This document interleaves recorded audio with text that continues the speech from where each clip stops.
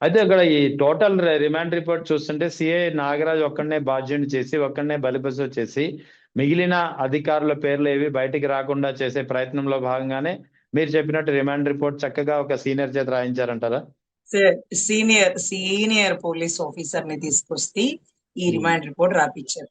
Senior retired officer ని తీసుకొచ్చి ఈ కంప్లైంట్ మార్చారు. ఈ ఉమ్, కంప్లైంట్ మార్చారు. కంప్లైంట్ మార్చారు. ఆ రిమాండ్ రిపోర్టు చాలా అనుభవజ్ఞుడైనటువంటి ఇద్దరు ముగ్గురు వ్యక్తుల్ని కూర్చోబెట్టి రాపిచ్చుంటారు. ఎందుకంటే ఆ తల్లి కంప్లైంట్ లో ఉండేటటువంటి మెన్షన్స్ వేరండి. నా బిడ్డకి ఏం జరిగింది అని అడుగుతుంది కానీ సిఏఏ నా బిడ్డను చేసినాడు అని అడగదు కదా. అందులోనూ ఉమ్, మార్కాపురం నుంచి తీసుకురావాల్సింది సిఏ వెళ్తాడా అండి ఎవరినైనా పట్టుకురావడానికి? కోర్టు కానిస్టేబుల్స్ వెళ్తారు. సిఐ పోలీస్ స్టేషన్ విడిచి వెళ్తాడా? మరి ఉమ్. మార్కాపురం నుంచి తీసుకొచ్చిన వాళ్ళలో సిఐ లేడు కదా. మార్కాపురం నుంచి ఎవరో కృష్ణలంక అవును. పోలీస్ స్టేషన్ వాళ్ళు తీసుకొచ్చారు. మరి అక్కడ సిఐ పేరు ఎందుకు వచ్చింది? పోలీస్ స్టేషన్ ఎవరైతే తీసుకొచ్చిన వాళ్ళని మనం ఎంక్వైరీ చేయాలి కదా. తీసుకొచ్చి ఎక్కడ పెట్టారు, ఎవరికి హ్యాండ్ ఓవర్ చేశారు, వాట్ నెక్స్ట్ ఏం జరిగింది, స్టేషన్ లో ఎన్ని రోజులు ఉంచుకున్నాడు, బాత్రూమ్ లో పడేసి కొట్టారు, ఇవన్నీ కూడా చాలా విషయాలు బయటకు వచ్చినాయి.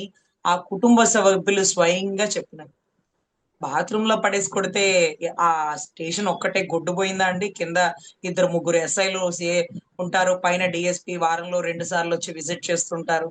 అసలు సీసీ కెమెరా లేకుండా ఎలా వర్క్ చేసిందండి? ఇంకా కూడా గౌరవ సిట్ మనస్ఫూర్తిగా ఎంక్వైరీ చేయగలిగితే కృష్ణలంక పోలీస్ స్టేషన్ ఎదురుగా చాలా హోటల్స్ బిల్డింగ్స్ ఉంటాయి.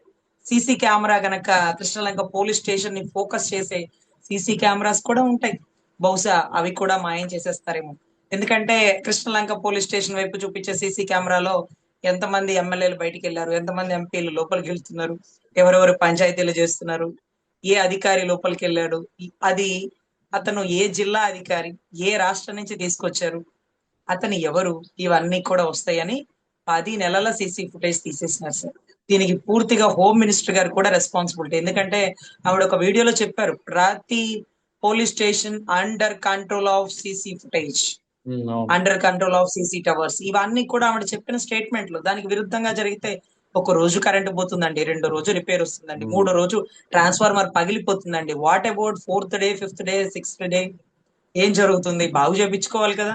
ఆ ఇంతకీ ఆ పట్టమట పోలీస్ స్టేషన్ లో సోహెల్ తప్పించుకున్నాడు కదా, అక్కడ సీసీ ఫుటేజ్ అన్న ఉందా? అది కూడా మాయమా? ఉమ్. Govinda Govinda అంటమే sir.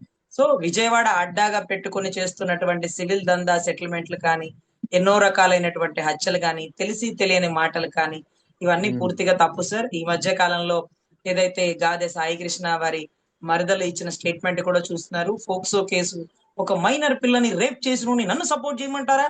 Yeah, minor పిల్లల్ని రేప్ జరగలేదట, మైనర్ పిల్లే చెప్పిందట. రేప్ జరగలేదని మైనర్ పిల్ల చెప్పినా నమ్మరు కదా. గవర్నమెంట్ హాస్పిటల్ కి ఆ అమ్మాయిని టెస్టులకి తీసుకెళ్తే ఆ అమ్మాయికి టెస్టులు చేసిన గవర్నమెంట్ హాస్పిటల్లో డాక్టర్లు ఆ అమ్మాయికి రేప్ జరగలేదన్నారట. తర్వాత ఆ అమ్మాయి చక్కగా అవేమి గొడవలు లేవు, అతన్ని ఇష్టపడ్డాను, మా ఇంట్లో వాళ్ళ కోపం వచ్చి అలాంటి కేసులు పెట్టారు, తర్వాత డాక్టర్లు నిర్ధారించారు నాకు ఎటువంటి రేపు జరగలేదు, నేను ఇప్పుడు ప్రశాంతంగా పెళ్లి చేసుకున్నాను, నాకు పిల్లలు కూడా ఉన్నారు, నా తండ్రి పెరాలసిస్ తో చనిపోయారు, అతని మీద ఉమ్. అభియోగాలు ఏమీ లేవు, ఉన్న 13 కేసుల్లో 11 కేసుల్లో అతను అక్విటల్ అయిపోయాడంటే నేరగాడు కాదు, నిర్దోషిగా బయటకు వచ్చాడు. ఉన్న 2 కేసుల్లోనే వారెంట్ పెండింగ్. ఇప్పుడు గౌరవ డిప్యూటీ సీఎం గారు ఆచితూచి మాట్లాడితే బాగుంటది. ఉమ్. చనిపోయిన వ్యక్తులు దేవుడితో సమానం, అది నేరగాళ్ళైనా మంచివాళ్ళైనా. అలా చనిపోయిన వ్యక్తి లేడు కదా అని 14 ఏళ్ల పిల్లని రేప్ చేసిన వాళ్ళని నన్ను సపోర్ట్ చేయమంటారా అంటే, అయ్యా రేప్ జరిగిందా, జరగలేదా, ఆ కేసు ఇంకా ఉందా, కేసు పోయిందా, కేసు ఎలా పోయింది, తప్పుడు కేసులు అతని మీద ఎందుకు వేసినారు, వాళ్ళ తండ్రి ఏ కారణంతో ఇవి కూడా చూడాలి కదా. ఎవరో కోన్కిస్ గొట్టంగాడు చెప్పాడు కదా అని అవన్నీ రాసేసుకొని మీరు స్టేజ్ల మీద చెప్పేస్తారా? ఎంత గొప్ప స్థాయిలో ఉన్న వాళ్ళు ఆచితూచి మాట్లాడాల్సింది ఆ ఒక నాథరైజ్డ్ స్టేట్మెంట్ చెప్పేస్తారా అని కూడా రాష్ట్ర ప్రజలు భావిస్తారు. సో దయచేసి మీరు మాట్లాడేటప్పుడు చక్కగా అవి ఎవిడెంటరీ ఉన్నాయో లేదో ఎడ్యుకేషన్ లో ఉన్నటువంటి మీ OSD తో మాట్లాడుకొని ఈ కేసులు ఉన్నాయా లేదా, వాళ్ళు చెప్పిన మాటలు నమ్మొద్దు, మీరు పర్ఫెక్ట్ సమాచారం నాకు ఇవ్వండి అని దయచేసి మీ చుట్టూ ఉండే రాజకీయ నాయకులను కాకుండా OSDలను నమ్ముకోండి. వాళ్ళు చాలా నిజాయితీ రైట్. పరులు.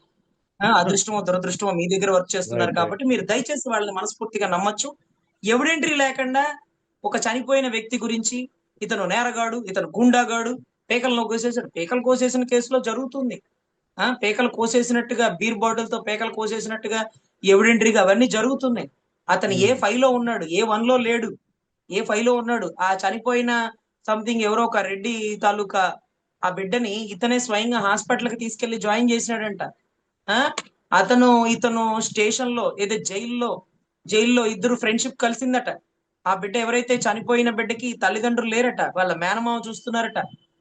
వీళ్ళిద్దరూ ఒక ఫంక్షన్ లో జగ్గేపేట పుట్టినరోజు మూమెంట్ లో ఒకరికొకళ్ళు అరుచుకొని ఉమ్, ఒకళ్ళనొకళ్ళు పొడుచుకొని ఏదో జరిగిపోయింది. జరిగిపోయింది కదా, రైట్. చట్టం తీసుకుంటది, చర్యలు తీసుకుంటది, అరెస్ట్ చేసిద్ది, అవసరమైతే ఉరి తీసిద్ది. మనమే ఎవరు మధ్యలో మాట్లాడడానికి, ఆ స్టేట్మెంట్లు ఈ ఉమ్. స్టేట్మెంట్లు ఇచ్చేయడానికి. చాలా జాగ్రత్తగా మాట్లాడాలి గౌరవ డిప్యూటీ సీఎం గారు. అయినా ఇది మన పరిధి కాదు, హోంశాఖ. ఎవరినైనా అడిగినప్పుడు మీరు చక్కగా సమాధానం చెప్తారు, ఇది నా శాఖ కాదని. కానీ మీ శాఖ కానీ అదేంటది సార్, అదేంటది పాపం బియ్యం స్మగ్లింగ్ పట్టుకున్నారు చూడండి. ఉమ్. ఆ సో సీజ్ ద షిప్. ఆ శాఖ కూడా ఏం శాఖ సార్ అది? సివిల్ సప్లైస్ అండి. ఆ కదా, సివిల్ సప్లైస్ శాఖ, ఆయనకి సంబంధం లేదు. అయినా కానీ సీజ్ ద షిప్ అన్నారు, ఆ శాఖలో తల దూర్చేసినారు. అలా అదేంటిది సినిమాటోగ్రఫీ శాఖ ఆయనకి సంబంధం లేదు, కానీ సినిమా ప్రొడ్యూసర్ డైరెక్టర్లు అందరూ కూర్చోబెట్టి ఈయనే మాట్లాడతాడు. కందులు దుర్గేష్ చేసే గారి పని కూడా ఈయన చేసేస్తాడు, ఉమ్. సీఎం గారు చేసే పని కూడా ఈయన చేసేస్తాడు. ఆయన నచ్చిన శాఖలో ఆయనకి వెళ్ళిపోతాడు. ఆయన కొన్ని శాఖలో తలదూర్చుకోవడం కొన్ని రూల్స్ అండ్ రెగ్యులేషన్స్ ఉన్నాయిలేండి, ఆయనకి కొన్ని కండిషన్స్ ఉమ్. పెట్టారు పై వాళ్ళు. సో ఆ కండిషన్స్ ప్రకారం ఆ శాఖలో మాత్రం తలదూర్చడు, కానీ అది క్రిమినల్స్ తాలూకా అదృష్టంగా మనం భావించాం. సో ఉమ్. ఎనీవే ఆచితూచి మాట్లాడండి. కేసులు లేని దగ్గర ఉన్నవో లేవో కొంచెం చూసుకొని మాట్లాడితే బాగుంటుందని మా తరపు చిన్నపాటి అభ్యర్థన సార్. అదే ఇక్కడ ఈ రిమాండ్ రిపోర్ట్ లో పేర్కొన్నటువంటి ఒక అంశం, సాయి కృష్ణ డెడ్ బాడీ గురించి వేరే బోర్డ్స్ అనేది ఇవాల్టి వరకు తెలియలేదు అని చెప్పి రిమాండ్ రిపోర్ట్ లో ఒక చోట ప్రస్తావించారు పోలీసులు. అంటే యాక్చువల్లీ సార్ ఒక్క నిమిషం, అతన్ని మాయం చేశారు, చంపేశారు అనేది కన్ఫర్మ్ అయింది రిమాండ్ రిపోర్ట్ ద్వారా. మరి అటువంటప్పుడు ఆ రిమాండ్ సిట్ దర్యాప్తు చేసిన బృందం డెడ్ బాడీ వేరే బోర్డ్స్ తెలియలేదు అని చెప్పి ఎలా రాస్తుంది? ఆ దిశగా ఎందుకు విచారణ జరగలేదంటారా, లేకపోతే ఏం జరిగిందంటారు? సార్ ఇలాంటి కేసుల్లో మామూలుగా మేము గతంలో ఇన్వెస్టిగేషన్ చేసిన కేసుల్లో ఏం జరుగుతుందంటే, ఇతనే పొడిచాడు అని ఆవిడ చెప్తుంది. కానీ తర్వాత ఎంక్వైరీ తర్వాత 2 years 3 years తర్వాత ఏమైతుందంటే, అతను పొడిచారని ఎవరో చెప్పారండి, నేను చూడలేదండి, నేను ఉమ్. విన్నానండి అంటారు. ఎవరు చెప్పారో ఎవిడెన్స్ తీసుకురావాలి. ఆ ఎవిడెన్స్ తీసుకురాలేకపోతే సరైన ఆధారాలు లేని పిదపట కేసు కొట్టివేయడం అవుతుంది. ఇక్కడ మ్యాన్ మిస్సింగే ఉందండి, ఇంకా కూడా మీరు గమనించండి. మనిషి ఉమ్. డెడ్ బాడీగా చనిపోయాడని కూడా ఇంకా నిర్ధారించాల. ఒకవేళ ఉమ్. చనిపోతే ఎవరు చంపేశారో మళ్ళీ పట్టుకోవాల్సి వచ్చింది. అంతే కదా. ఎవరో దారిని పోయే దానయ్య, ఇంకెవరో కొత్తగా పేర్లు చెప్పొచ్చు, కానీ అతను అతన్ని కొట్టారని, తర్వాత అతను బయటికి వెళ్ళాడని, తర్వాత లేకపోతే తప్పించుకొని వెళ్ళిపోయాడని, లేకపోతే ఇదంతా కూడా ఆధారాలు ఉండాలంటే సీసీ ఫుటేజ్ ఉండాలి కదా. కానీ స్టేషన్ లోకి తీసుకురావడం అనేది కన్ఫర్మేషన్ అయితే, తీసుకొచ్చిన వ్యక్తి ఏడి అని చెప్పాల్సిన బాధ్యత ఆ పోలీస్ స్టేషన్ SHO. అవును. మామూలుగా ఇలాంటి కేసులో SIA ఉంటాడండి, అంటే ఇన్వెస్టిగేషన్ ఆఫీసర్.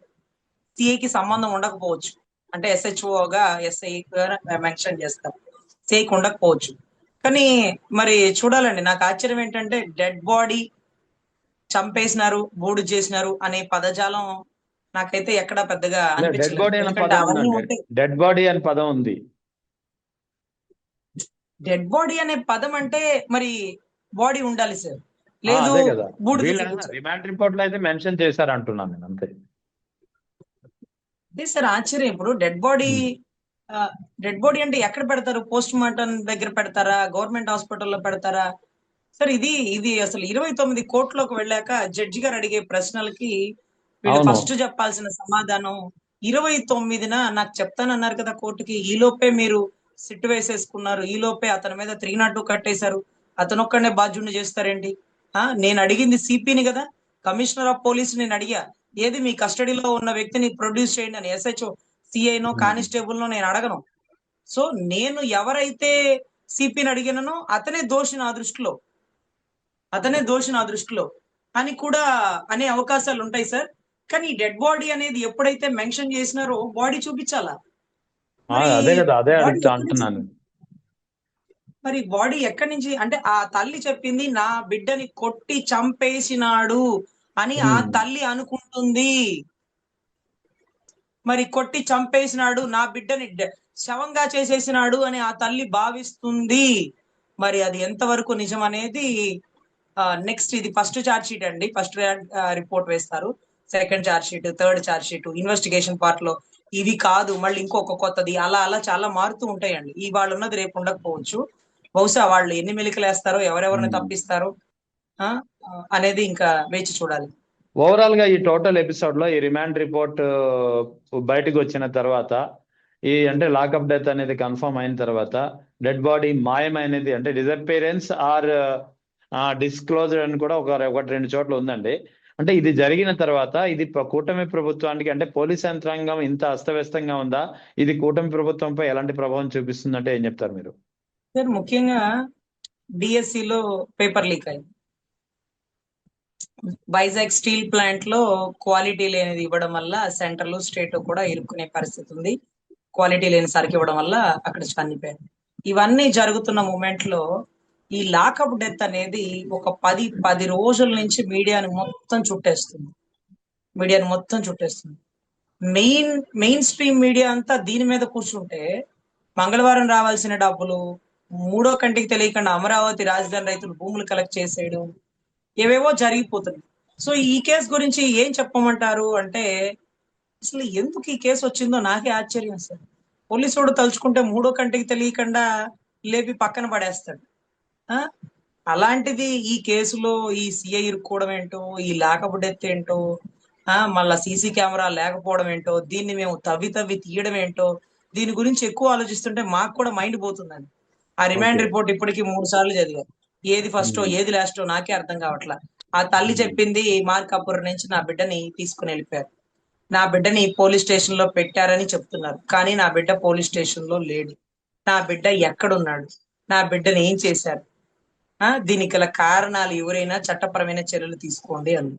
ఇక్కడ ఎక్కడ కూడా సిఐ నాగరాజు ఎతకొచ్చాడు, సిఐ నాగరాజు ఇంకోటి చేసినాడు అనేది ఆ కంప్లైంట్ లో ఉండదు. కంప్లైంట్ లో ఒక పర్టికులర్ పర్సన్ నే పెట్టడానికి వీల్లేదు, ఒక పెద్ద వీల్లేదు. వ్యవస్థను పెడతారు.